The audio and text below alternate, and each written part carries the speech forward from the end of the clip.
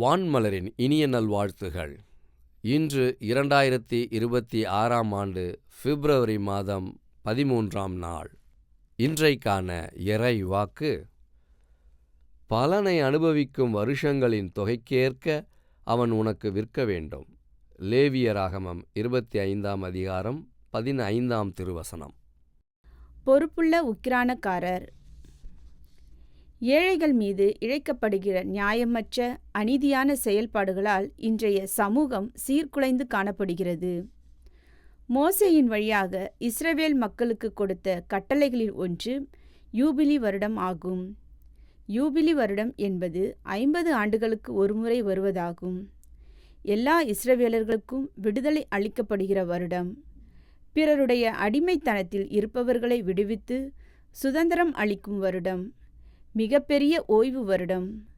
இந்த வருடத்தில் நிலத்திற்கான நியாயமான குத்தகை தொகையை உரிமையாளருக்கு கணக்கிட்டு கொடுக்க வேண்டும்.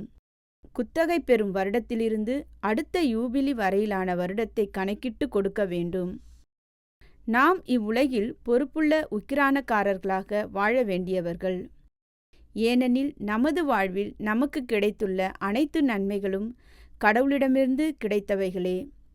அவற்றுக்கு சொந்தக்காரர் கடவுள். அவைகள் அனைவருக்கும் உரியவைகள். அவைகளை கையாளுவதில் பொறுப்புணர்வு மிகவும் அவசியம். நன்மைகள் ஏழைகள் மற்றும் அடிமைத்தனத்தில் இருப்போருக்கு நியாயமாக பகிர்ந்து அளிக்கப்பட வேண்டும். கடவுள் உடன்படிக்கை செய்து கொண்ட தம் மக்கள் பொறுப்புடன் செயல்பட விரும்புகிறார். ஏழை பணக்காரர் என்னும் வேறுபாடுகளால் இன்றைய சமூகம் நிறைந்து காணப்படுகிறது. இறை மக்களாகிய நாம் அனைவரும் நமக்கு கடவுள் தந்திருக்கிற நன்மைகளை பிறர் நலனுக்காக பயன்படுத்த அழைக்கப்படுகிறோம். நல்ல உக்கிரானக்காரர்களாக வாழ்வோம். சுயநலம் களைந்து இரக்கமுடன் வாழ்வோம். ஜெபிப்போம். நீதிபரராகிய கடவுளே, உம்முடைய நல்ல ஆலோசனைகளின்படி நடந்து எங்கள் வாழ்வில் நீதி நிறைவேற்றி வாழ உதவி செய்தருளும். இயேசுவின் வழியே பிதாவே, ஆமேன்.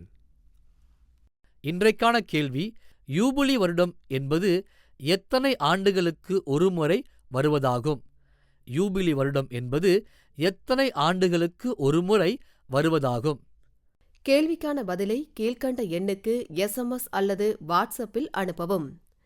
9841809796.